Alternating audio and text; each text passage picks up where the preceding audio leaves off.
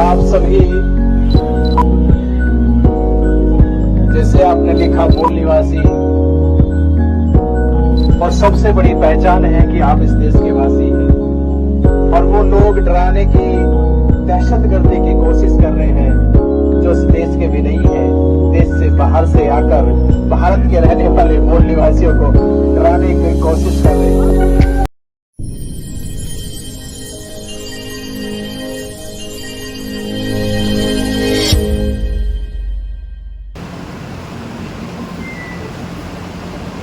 हम भारत में एक लंबे समय से अपनी खोई हुई पहचान को तलाशने की कोशिश कर रहे हैं और एक लंबा समय हो गया है। और जब तक समाज को अपनी खोई हुई पहचान नहीं मिलती, तब तक उसे भविष्य में परिवर्तन करने की जिज्ञासा पैदा नहीं होती। तो एक लाइन में लिखी थी कभी आज से 11 साल पहले कि लूटी संस्कृति हमारी, कि लूटी संस्कृति हमारी दासहीन बनाया था। ये इतिहास गवाह है कि जिस समाज की संस्कृति को लूट लिया जाता है, हड़प लिया जाता है, वह समाज दासहीन बन जाता है। क्योंकि समाज की जो प्रेरणा है वो संस्कृति है, उसकी सभ्यता। आपने बड़ा 5000 साल के इतिहास में सिंधु घाटी सभ्यता विकसित हुई तो मानव जाति का इतिहास बदल गया। तो सभ्यता जो है मानव जीवन के इतिहास में बहुत बड़ी घटक होती है कि लूटी संस्कृति हमारी दासहीन बनाया था, बहू बेटी और बच्चों को घर के बाहर जलाया था।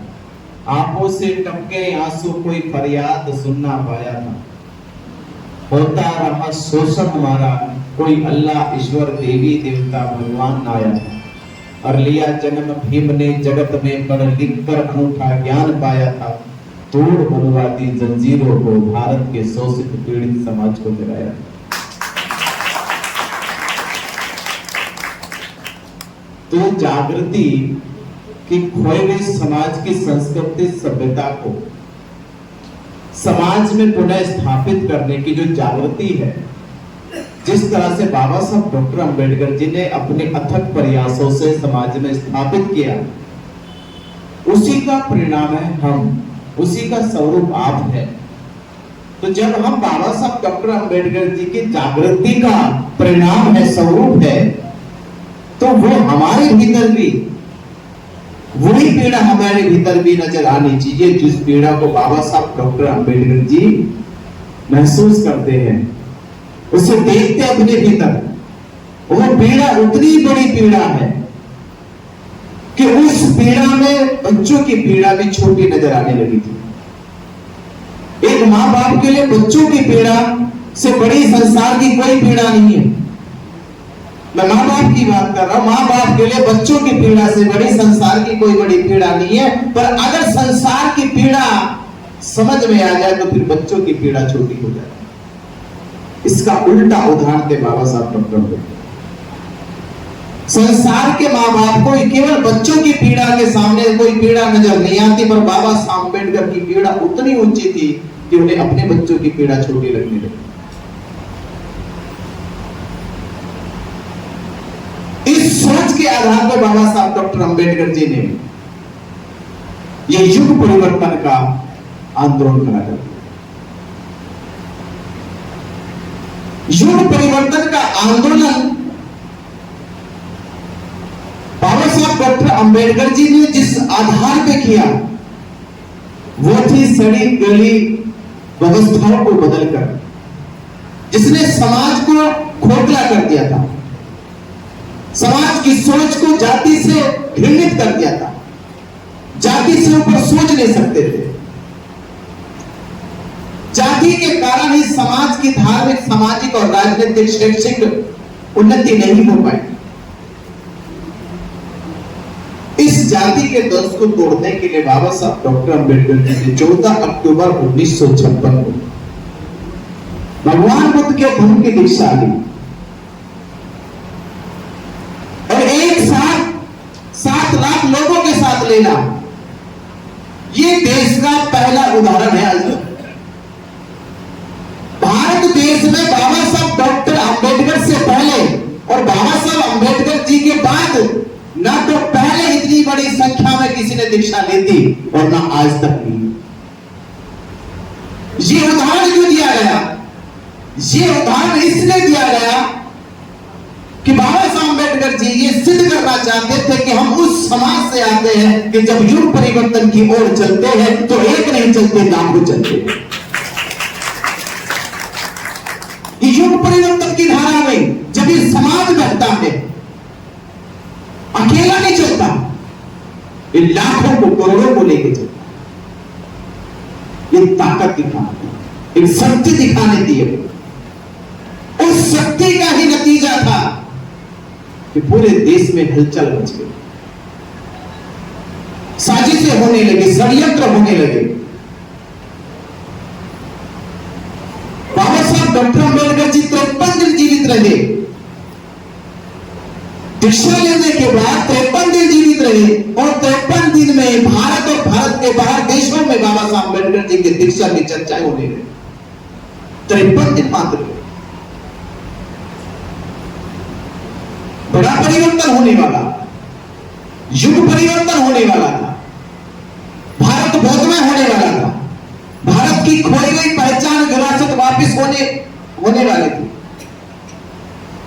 और विरासत समाज का गौरव है, स्वाभिमान है। जितने भी विश्व में युद्ध हुए हैं, उन युद्धों का पहला उद्देश्य यही होता है कि उसकी संस्कृति, उसकी विरासत को मिटा दे। वो पहचान ही ना सके कि उसका इतिहास क्या है, क्योंकि इतिहास प्रेरणा बनेगा और प्रेरणा उस समाज की प्रगति है। तो समाज की प्रगति को रोकना तो पहले प्रेरणा के साधन मिटाना हो, और प्रेरणा के साधन मिट जाएंगे तो जो हम उसे सिखाएंगे वो सीख कर चल पड़ेगा। इस समाज की प्रेरणा के जो साधन थे, उन साधनों को मिटा डाला, दफना डाला, जला डाला और थोप डाले हमारे ऊपर हमारी ही गुलामी के वो साधन जिनको आज तक बंद हो रहे हैं। उन्हीं में तलाश कर रहे अपना सम्मान, स्वाभिमान और कीचड़ में रहकर आप ये कामना करें कीचड़ ही मुझे शुद्ध करेगा। ऐसी कल्पना करना मूर्खता से ज्यादा और कुछ नहीं हो सकता।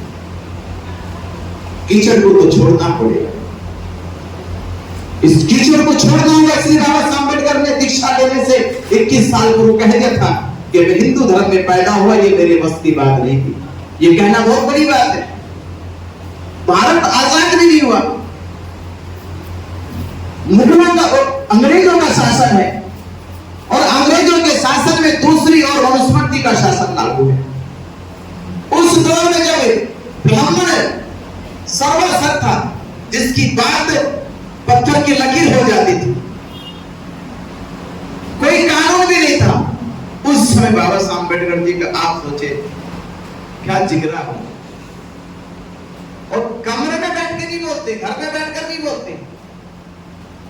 नासिक की सभा में, नासिक की सभा में खुले मंच पे बोलते, हजारों लोगों के बीच में बोलते, हिंदू धर्म में पैदा हुआ, ये मेरे बस की बात नहीं, मरूंगा नहीं, ये मेरे बस की बात। रोक के दिखाओ तो बताओ।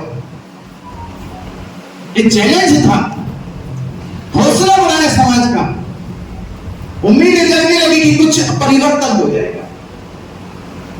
ये वैचारिक परिवर्तन जो बाबा साहब डॉक्टर अंबेडकर जी ने नासिक की धरती से शुरू किया, उस वैचारिक परिवर्तन का धर्मांतरण जो है लाखों में बदल गया। 21 साल की मेहनत थी, लाखों लोगों को एकजुट कर लेना, लाखों लोगों को एकजुट कर लेना, ये 21 साल की मेहनत। बाबा साहब अंबेडकर जी अपनी तैयारी करते। इसका मतलब ये नहीं कि दुश्मन जो था वो चुपचाप था, वो शांत था, वो भी योजना बना रहा था, वो भी सोच रहा था क्या किया जाए, क्या हो सकता है। प्रयास तो बहुत किए गए बाबा साहब डॉक्टर अंबेडकर जी की घोषणा के बाद कि बाबा साहब अम्बेडकर जी को मना लिया जाए। गांधी ने प्रयास किए, कुछ हिंदू सभाओं ने प्रयास किए। तो जानते बाबा साहब अम्बेडकर जी क्या कहते थे? बाबा साहब अम्बेडकर जी ने पहला प्रयास किया कि जितने हिंदू शास्त्र हो मेरे पास लाके रख दो, अपनी गीता पुराण मेरे पास लाके रख दो, और जब मैं उन पे मोहर लगा दूंगा कि ये पढ़ाने योग्य है, इनको पढ़ाया जा सकता है, तो मुझसे तब कोई उम्मीद करना मेरा निर्णय आगे क्या होगा क्या नहीं होगा। और किसी ने तो ये पूछा कि बाबा साहब अम्बेडकर जी आप चाहते क्या हो, क्या संशोधन करने से समाधान हो जाएगा? तो बाबा साहब अम्बेडकर जी तो ये कहने लगे अगर मेरी बस चले तो मैं इस बीमारी की जड़ भी काट दूं। ये जितने ऐसे वर्ण व्यवस्था, जाति व्यवस्था पे आधारित, असमानता पे आधारित जितने भी ये शास्त्र लिखे गए उन सबको आग लगा दो, क्योंकि यही तो जड़ है जिसने समाज के अंदर ये असमानता जैसी खोखली बीमारी पैदा करी। इतनी हिम्मत है ना, इसका अर्थ क्या है कि वो जान गए, कि वो इतिहास की विरासत को जानते हैं, वो प्रेरणा ले रहे हैं। जब वो प्रेरणा जगती है तो वो प्रेरणा प्रगति जरूर करेगी।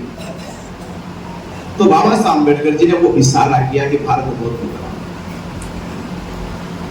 तो भारत बहुत में बने, उसके लिए अपनी विरासत को बचाओ, विरासत को बचाओ। कि विरासत एक इतिहास है, एक गूंज है वो परिवर्तन की। विरासत का मतलब केवल ईंट पत्थर नहीं होते। कुछ लोग बहका सकते हैं कि ईंट पत्थर विरासत होती है, ईंट पत्थर विरासत नहीं होते। विरासत एक गूंज है परिवर्तन की, वो गूंज है कि इतिहास को बताने की, कि आज इतिहास जो जिंदा है वो जिंदा इतिहास की जड़ है। वो जो विश्व भर में जो परिवर्तन हुआ है उस परिवर्तन की नींव है, वो ईंट पत्थर नहीं है। और किसी इमारत की अगर नींव को कोई हिला दे, उसे खोखला कर दे, तो इमारत का कोई वजूद नहीं रहता। तो महाबोधि महाज्ञान मुक्ति आंदोलन जो पूरे देश और दुनिया में आज चर्चा हुई, हमारे भीतर वो पीड़ा जगने लगी, आपके भीतर पीड़ा जगने लगी, संसार भर के बुद्धिस्टों के भीतर पीड़ा जगने लगी कि बुद्धिस्ट अपनी ही विरासत से दूर है। कहने को तो बुद्धिस्टों की पर हक अधिकार किसी और का है। ये इतना जुल्म, इतना अन्याय बुद्धिस्टों के साथ। इसको समझने के लिए हमको इतना ही समझना होगा कि हमारी पीड़ा उसको लेके क्या उतनी है जितनी हमारी पीड़ा अपने काम को लेके।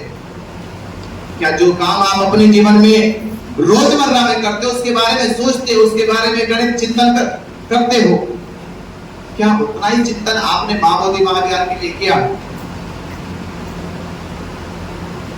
महाबोधि महाज्ञान मुक्ति का आंदोलन, एक बार मुझे वहां से कहने लगे कि आप इसे मुक्त कराने की बात करते हो, तो मुक्त कराओगे तो मुक्त कराने के बाद कौन इसमें रहेगा?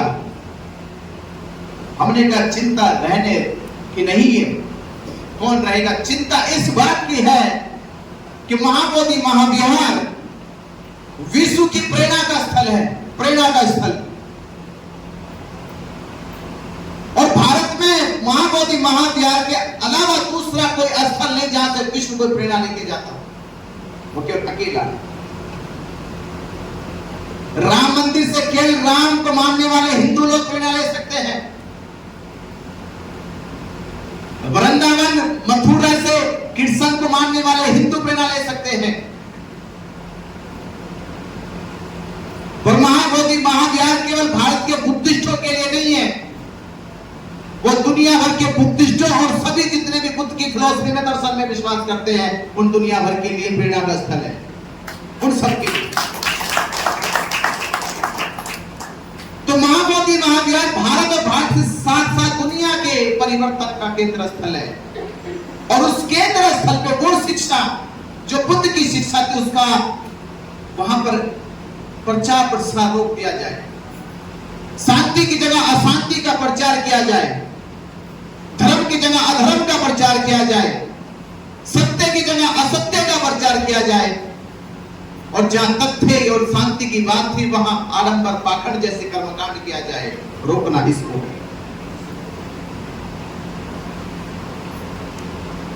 और जब वो रुक जाएगा तो महाबोधि महाविहार का अस्तित्व बच जाएगा। जब अस्तित्व बच जाएगा तो वहां से हर व्यक्ति का जो भाव है, जिस भावना से हम जाते हैं, वो भावना शुद्ध होगी, और शुद्ध भावना से दिया गया संकल्प बुद्ध के ज्ञान का चक्षु जगाएगा, दीप जलाएगा, चिराग जलाएगा।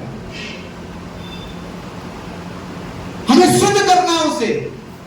ये अशुद्धि क्यों फैलेगी? ये अशुद्धि फैलाने के लिए वहां पर जो कानून बनाया बीटीएस 1949, उस कानून के तहत सारी अशुद्धियां फैलाई जा रही है।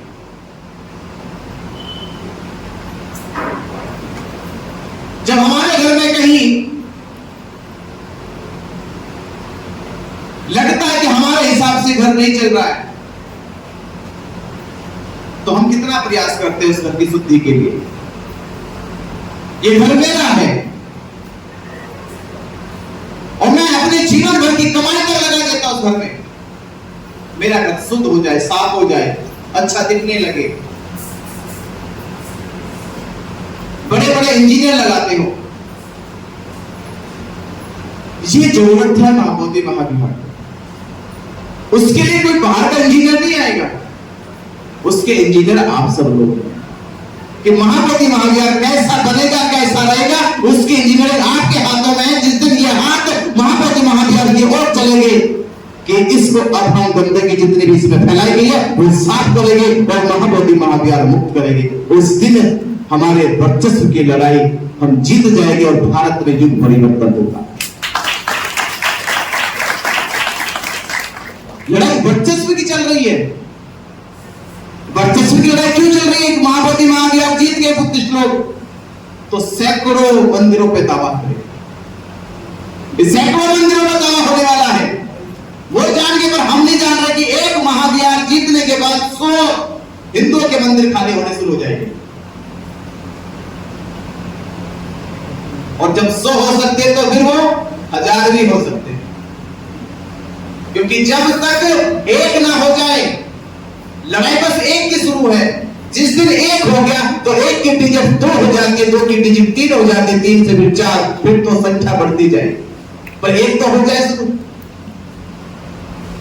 समस्या एक होने तक है बस। एक के बाद कोई समस्या नहीं है, फिर तो दरवाजे खुल गए। ये लड़ाई एकजुट होकर जीतनी है, जागरूक होकर जीतनी है। तो किसी भी सभ्य समाज की पहचान इस आधार पर नहीं लगाई जा सकती कि आप कितने धनवान हो। किसी भी सभ्य समाज की पहचान इस आधार पर नहीं लगाई जा सकती आप कितने धनवान हो। आपकी मकान कोठी कितनी बड़ी है, आपके पास चलने को कार है, इससे सभ्य समाज की पहचान नहीं की जाएगी। सभ्य समाज की पहचान की जाती है कि उसकी शिक्षा किस स्तर की है, उसकी एजुकेशन किस स्तर की है, उसके वैवाहिक संस्कार कैसे हैं, उसकी संस्कृति और उसकी सभ्यता का अस्तित्व क्या है।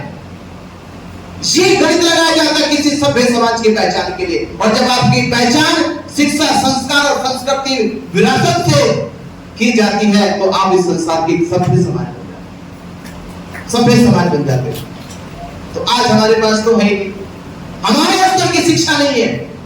बौद्धिक शिक्षा क्या होती है हमें हमारे पास नहीं है। हमें जो भी मिल जाए शिक्षा अकेडमी में, स्कूलों में वो ले लेते हैं। सवाल ये बात इस बात का कि हमारी बौद्धिक स्तर की शिक्षा क्या है, हम किस स्तर पे सोचते हैं। जब हमारे सोचने का लेवल अलग होगा तब कहेंगे शिक्षा हमारे सभ्य होने की। जब हमारे व्यवहारिक संस्कार दिखाई देंगे श्रेष्ठ है, श्रेष्ठता की झलक आएगी, तब पता चलेगा कि हम एक सभ्य समाज है। जब हमारी संस्कृति की विरासत का अस्तित्व हमें नजर आएगा, संसार को नजर आएगा, तो संसार खींचेगा हमारी ओर, तोड़ेगा हमारी ओर कि चलो ये विरासत, ये संस्कृति बड़ी ही मजबूत है, शक्तिशाली, तब उस समाज की पहचान होगी। और हमने केवल इसी को करने के लिए प्रयास नहीं किया, बाकी सब प्रयास कर रहे हैं। अस्तित्व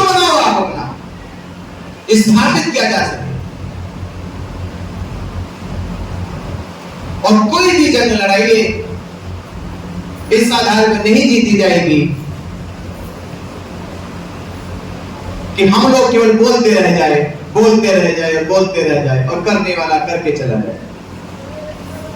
लड़ाई भले मौन रहकर लड़ी जाए, बोलने की क्या आवश्यकता नहीं, भले लड़ाई मौन रह के लड़ी जाए, पर एक दूसरे के साथ मिलकर लड़ी जाए।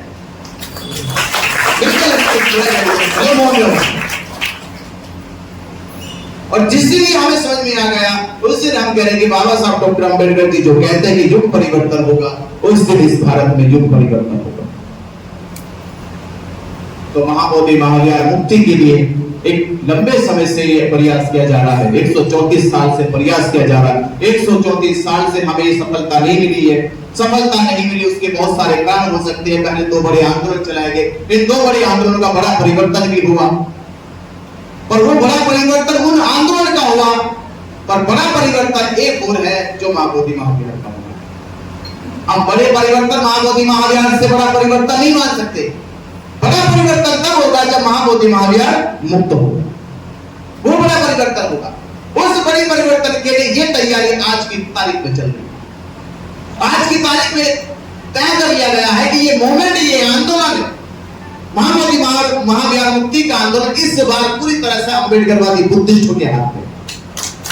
ये सबसे बड़ी चीज है कि ये आंदोलन अम्बेडकरवादी बुद्धिस्टों के हाथ में है, और ये आंदोलन जो अम्बेडकरवादी लड़ते हैं वो हारे नहीं है, वो जीते हैं। कि उसका सबसे बड़ी मिसाल बाबा साहब डॉक्टर अम्बेडकर है। और बाबा साहब अम्बेडकर मिसाल है तो उसे तो हम कायम रखें, वो तो कायम रहे। उसे कायम रखने के लिए कि लड़ाई तीसरी बार छेड़ दी गई है, और इतने कम समय में हमने देश और दुनिया में ये मैसेज पहुंचा दिया कि महाबोधि महाविहार मुक्त करो, बीटी एक्ट रद्द करो। ये मैसेज देश भर में चला गया। तो पहली जनता हम जीत गए कि हमने मैसेज पहुंचा दिया है। अब इस मैसेज से देश भर में जागरूकता पैदा हो जाएगी। ये जागरूकता जिस दिन समाज को एकजुट कर लेगी, उस दिन देश में ये बिल्कुल बच जाएगा कि अब बीटी एक्ट रद्द होगा, महाबोधि महाविहार मुक्त होगा। ये बिल्कुल बचेगा, क्योंकि देश में एक लड़ाई जीती है हिंदुओं ने, राम मंदिर की। वो इसी आधार पर जीती कि उन्होंने एक लंबे समय से राम मंदिर के आधार पर हिंदुओं के पक्ष को मजबूत करने के लिए जागरूक अभियान चलाए, एकजुट करा हिंदुओं को। और सुप्रीम कोर्ट को भी निर्णय देने में कोई संकोच नहीं हुआ, ये कहते हुए कि राम मंदिर के पक्ष में ना तो कोई साक्ष्य प्राप्त है, ना कोई सबूत प्राप्त है, ना कोई गवाही देने आया है। अधिकांश सबूत बाबरी मस्जिद की ओर जा रहे थे। उसके बाद भी सुप्रीम कोर्ट के जज कहते हैं कि ये मामला मंदिर और मस्जिद का नहीं है, ये मामला है हिंदुओं की आस्था। देश के करोड़ों हिंदुओं की आस्था का मामला, उनकी आस्था के आधार पर यह फैसला हिंदुओं के पक्ष में दिया जाता है। इसका मतलब यह कि उन्होंने एकजुटता करके दिखाई। तो कोई जजमेंट अगर पहले कोर्ट में ही चला हो तो जजमेंट को आधार हम भी तो बना सकते हैं कि हम भी वहां भारत में बुद्धिस्टों को एकजुट करके करोड़ों बुद्धिस्ट जब खड़े हो जाएंगे देश में तो कहेंगे जज साहब ये भी देखिए, ये मामला अब सरकार का या महंत का नहीं है, ये मामला बुद्धिस्टों की आस्था और विश्वास का। तो तब हमें जीत है। तो हमें समाज को जागरूक करना है और एकजुट करना है। केवल यही 2 रास्ते हैं। आप बाकी काम कुछ नहीं, जागरूक करो, एकजुट करो। लड़ाई आपके पक्ष में है, आपके फेवर में है। चंद महीनों में ही ये जंग आप जीत सकते हैं।